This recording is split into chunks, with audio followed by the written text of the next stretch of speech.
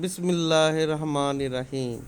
ایک علاقے میں ایک بابا جی کا انتقال ہو گیا۔ جنازہ تیار ہوا اور جب اٹھا کر قبرستان جانے لگے تو ایک آدمی آگے آیا اور چارپائی کا ایک پاؤں پکڑ کر بولا، مرنے والے نے میرے 15 لاکھ روپے دینے ہیں، پہلے مجھے پیسے دے دو، پھر اس کو دفن کرنے دوں گا۔ اب تمام لوگ کھڑے ہو کے تماشا دیکھ رہے تھے۔ بیٹوں نے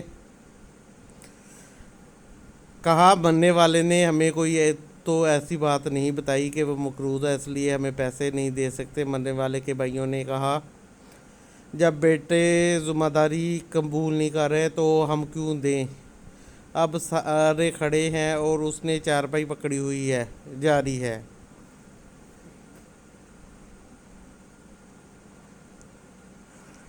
جب بات گھر کی عورتوں تک جا پہنچی، مرنے والے کی ایک اکلوتی بیٹی نے جب یہ بات سنی تو فوراً اپنا سارا زیور اتارا اور اپنی ساری نقد رقم جمع کر کے اس آدمی کے لیے بھجواتی اور کہا، اللہ کے لیے یہ رقم اور زیور بیچ کر اس کی رقم رکھو اور میرے ابو کا جنازہ نہ روکو، میں مرنے سے پہلے سارا قرضہ ادا کر دوں گی۔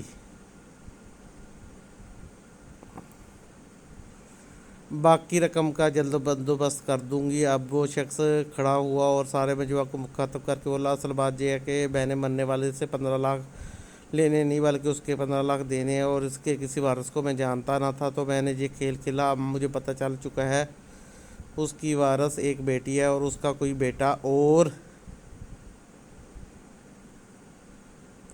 بھائی نہیں۔ اب بھائی منہ اٹھا کر اسے دیکھ رہے تھے اور بیٹے بھی۔ محترم دوستو، جن کی بیٹیاں ہیں بہت خوش نصیب ہیں، لہذا بیٹی کی پیدائش پر خوش ہونا چاہیے۔ بیٹیوں کی شریعت میں بہت فضیلت بیان کی گئی ہے۔